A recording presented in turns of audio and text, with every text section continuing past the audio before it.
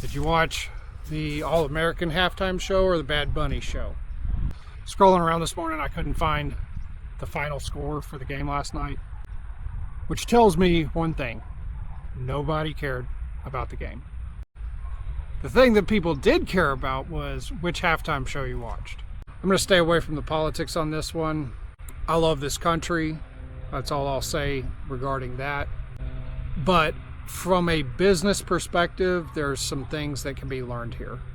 Anytime you advertise, especially for the Super Bowl, you're paying big money for a lot of eyes.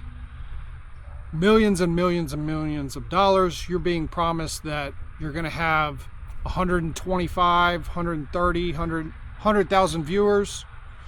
And when that doesn't happen, because people tune out, as an advertiser, a sponsor, somebody that wants to be shown during the Super Bowl, during halftime, you're losing out on all the eyes that you're paying for. If I'm one of these advertisers, I am probably going to sue the NFL or request a refund. So conservative estimates are about 25 million viewers tuned out. That's across all platforms. I know YouTube alone had like almost 7 million. And that was just one YouTube channel. There were like 3 different YouTube channels broadcasting the All-American halftime show. All those together probably were 25 million. And then it was available on, 10 other platforms as well. So if you add all those up, you're losing millions and millions of eyes that you as the advertiser are paying for.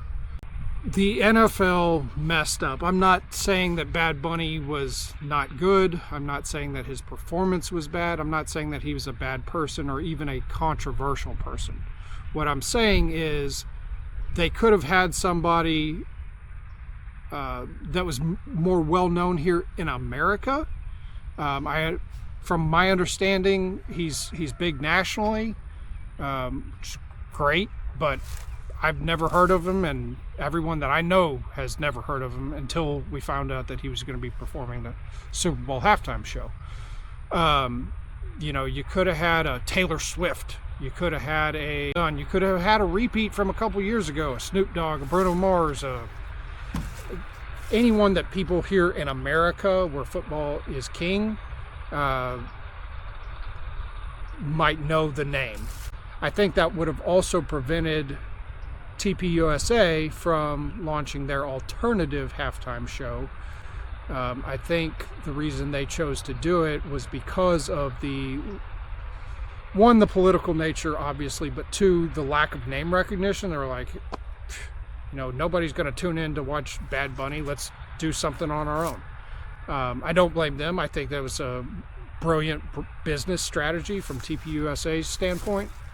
And I think the NFL, once confirmed that the TPUSA thing was real and was legit and was going to happen, I think they should have changed or added to the list. They could have kept Bad Bunny, but add somebody that we've all heard of. Add Eminem. Add somebody that we've all heard of to the ticket to keep the eyes on the station that the game's being played on.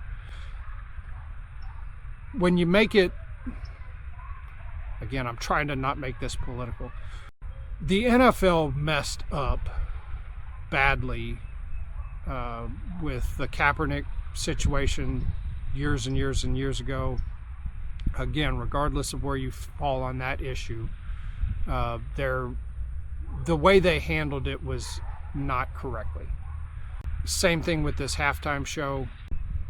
There was a lot of better alternatives that they could have chosen and should have chosen that would have benefited their advertising partners, their sponsors, better. If I'm an advertiser, I'm suing today. That's just how it is. Because I didn't get the eyes that I paid for. And that's on the NFL.